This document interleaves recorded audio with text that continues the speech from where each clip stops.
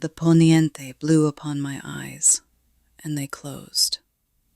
The Poniente, the western wind, the breath of the dying sun, is never a simple wind. It carries the seal of endings, of passages, of thresholds where one cycle expires so another may begin. When it blows upon the magician's eyes, it does not close them as one closes a book, but as one seals a tomb. It is the ritual death of the profane sight.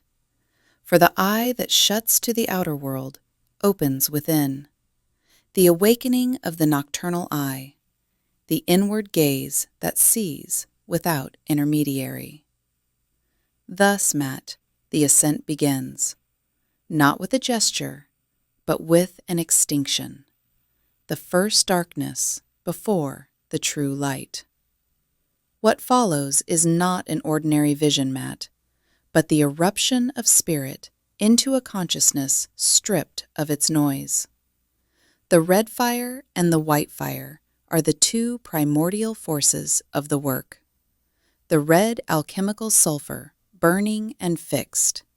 The white, mercury, the breath of moving light, intelligence in expansion.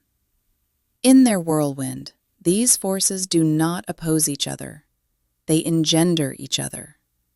Their collision is a creative tempest, the first inner chaos. And yet, at the center remains a motionless fire, the secret fire, the spiritual axis mundi, around which all things form and dissolve. It is toward this center that you are being drawn, Matt, toward the unalterable, the unborn, the indestructible. The flame was a vehicle, illuminating the sky and its universe. The flame is not only seen, it carries. It is a divine vehicle, a vahana, the very support of consciousness as it travels beyond form. It transports the seer not into a place, but into a higher density of the real. And when it illuminates the sky and its universe, it reveals that the sky is not above, but within.